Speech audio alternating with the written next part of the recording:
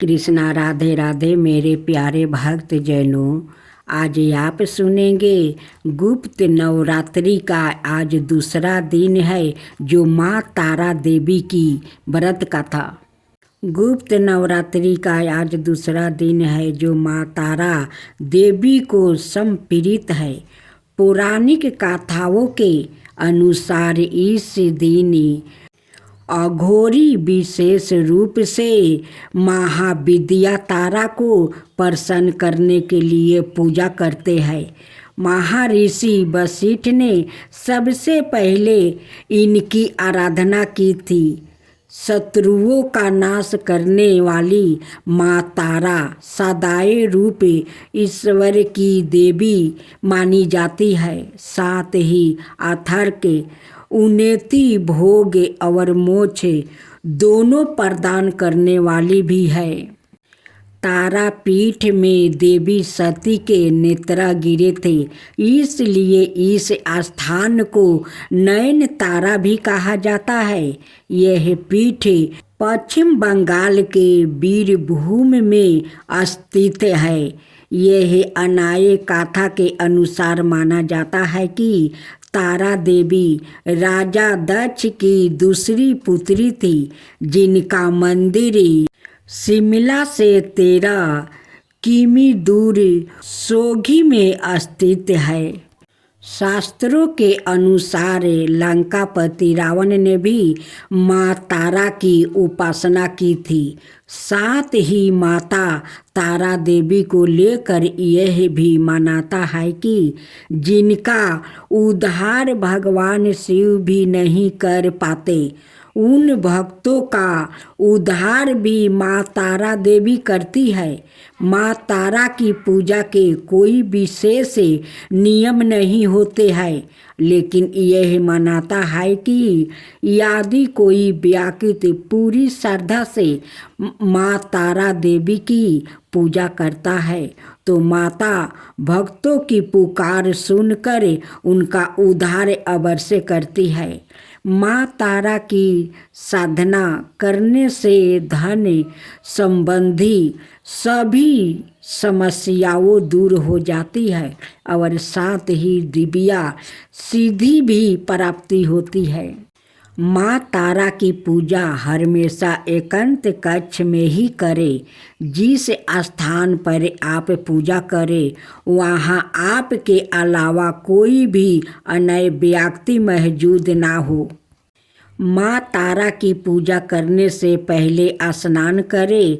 इसके पश्चात एक सफ़ेद रंग की धोती धारण करें।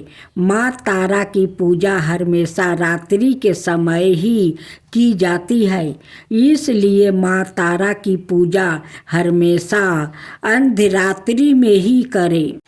माँ तारा देवी की पूजा करते समय पश्चिम दिशा की ओर मुख करके बैठे। पूजा करने वाली चौकी पर गंगा जल छिड़क कर उसे शुद्ध कर ले। चौकी पर गुलाबी रंग का कपड़ा बिछाए और गुलाब के फूल रखे और तारा यंत्र की स्थापना करे। यंत्र के चारों ओर चावल की ढेरियाँ बनाए। चावल की चारों ढेरियों पर एक एक लवंग रखने के बाद तारा यंत्र के सामने घी का दीपक जलाए और मंत्र जप करे। श्रद्धा पूर्वक माँ तारा की कथा सुने। कथा सुनने के बाद आरती करे। पूजन करने के बाद पूजा में इस्तेमाल की गई सभी सामग्री को किसी बहती नदी में प्रवाहित कर दे। यह पीपल के पेड़ के नीचे जमीन में खोद कर भी दबा सकते हैं। माना जाता है कि नील कांच की माला से 12 माला का जप करने से माँ तारा देवी प्रसन्न होती है और लोगों की मनोकामना पूरी करती है। भगवान शिव और उनके परिवार से भला कौन परिचित नहीं है। बहुत कम लोग जानते हैं कि शिव जी की एक बहन भी थी। जाने क्या है उनके जन्म की कहानी और कैसे थे देवी पार्वती से उनके संबंध। शास्त्रों के मुताबिक इनके संबंध में धर्म ग्रंथों में ज़्यादा नहीं बताया गया है। अब सवाल ये उठता है कि जब शिव का जन्म ही नहीं हुआ, यानी वो अजमेन है, तब उनकी बहन कहाँ से आई? पौराणिक कथा के मुताबिक जब शंकर भगवान से विवाह के बाद माता पार्वती कैलाश पर्वत पर आई थी, तब उन्हें कैलाश पर्वत पर अत्यंत अकेलापन महसूस हुआ। एक दिन उनके मन में ख्याल आया, काश शिव शंकर की कोई बहन होती तो वो उनके साथ बात करती। पार्वती जी के मन में ये बात अनेकों बार उठी, किंतु उन्होंने शंकर जी को कुछ नहीं बताया। हालांकि माता पार्वती को परेशान देख एक बार भोलेनाथ ने पूछा भी था कि कैलाश में कोई समस्या है तो मुझे बताओ देवी, लेकिन भगवान भोलेनाथ तो अंतर्यामी ठहरे। उन्होंने पार्वती जी के मन की बात जान ली। माता पार्वती समझ गई कि शिव शंकर ने उनके दिल की बात जान लिया है। वो बोली, अगर आप मेरे मन की बात जान ही गए हैं तो भी आप मेरी इच्छा पूर्ण नहीं कर सकते।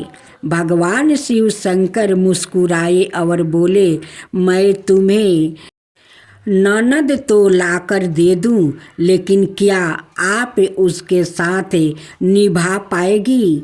इसके बाद शंकर जी ने अपनी माया से एक देवी को उत्पन्न किया। हालांकि उनका रूप बड़ा विचित्र था। वो बहुत मोटी थी और उनके पैरों में काफ़ी दरारें थी। शिव ने उनका नाम आसवारी देवी रखा। माता पार्वती अपनी ननद को देखकर काफ़ी खुश हुई। इस तरह माता पार्वती को ननद भी मिल गई। माता पार्वती ने सवारी देवी को स्नान करवाया और फिर भोजन पर आमंत्रित किया। लेकिन सवारी देवी ने जब खाना शुरू किया तो माता पार्वती के सारे भंडार खाली हो गया।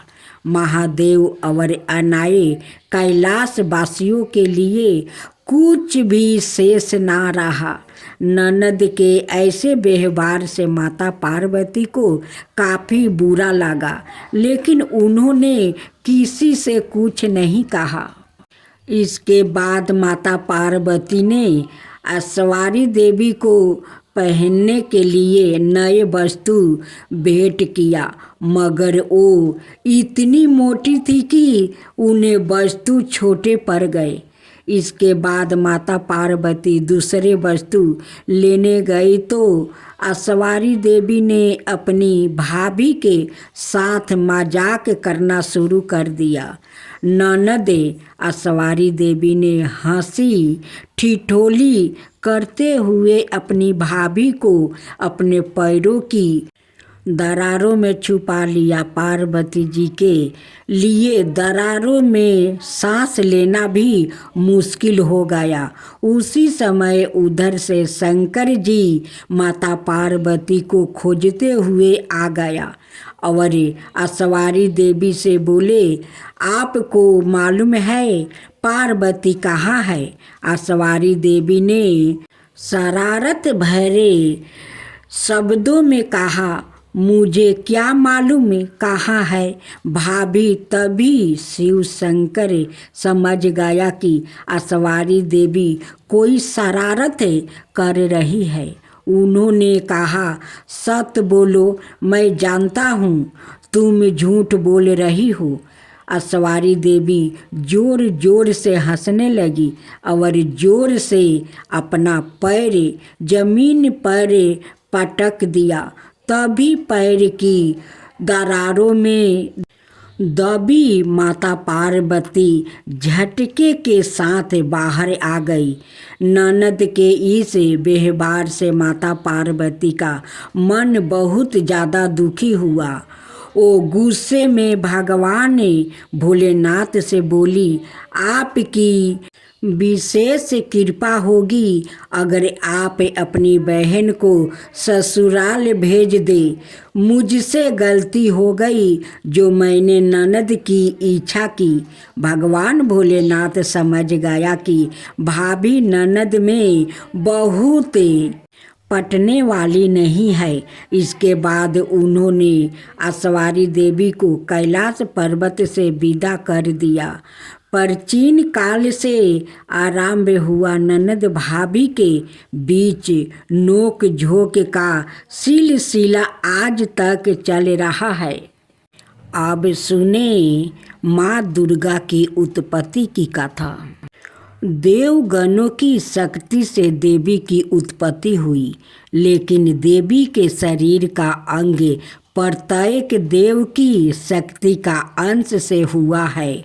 जैसे भगवान शिव के तेज से माता का मुख बना, श्री हरि विष्णु के तेज से भुजाएं बना, ब्रह्मा जी के तेज से माता के दोनों चरण बने, वही यमराज के तेज से मस्तक और केश, चंद्रमा के तेज से स्तन, इंद्र के तेज से कमर, वरुण के तेज से जांघें, पृथ्वी के तेज से नितंब, सूर्य के तेज से दोनों पैरों की अंगुलियां, प्रजापति के तेज से सारे दांत, अग्नि के तेज से दोनों नेत्रा, संध्या के तेज से भौर, बाहु के तेज से कान और अन्य देवताओं के तेज से देवी का विभिन्न अंग बने। देवी का जन्म तो हो गया, लेकिन असुरों के अंत के लिए अभी भी अपार शक्ति की जरूरत थी। तब भगवान शिव ने उनको अपना त्रिशूल, भगवान विष्णु ने चक्र दिया, हनुमान जी ने गदा दिया, श्री राम ने धनुष दिया, अग्नि ने शक्ति बाण से भरे तरकस दिया, वरुण ने दिव्या शंख, प्रजापति ने स्फटिक मणियों की माला, लक्ष्मी जी ने कमल का फूल दिया, इंद्र ने वज्र दिया, शेषनाग ने मणियों से सुशोभित नाग दिया, वरुण देव ने पास और तीर दिया, ब्रह्मा जी ने चारों वेद दिया और हिमालय पर्वत ने माता को उनका वाहन सिंह दिया। इन सभी अस्त्र शस्त्र को देवी दुर्गा ने अपनी 18 भुजाओं में धारण किया। अस्त्र शस्त्र और आंतरिक शक्ति से देवी का विराट रूप बन गया और असुर उन्हें देख कर ही भयभीत होने लगा। देवी के पास सभी देवताओं की शक्तियाँ हैं, उनके जैसे कोई दूसरा शक्तिशाली नहीं है। उनमें अपार शक्ति है, उन शक्तियों का कोई अंत नहीं है, इसलिए वो आदि शक्ति कहलाती है।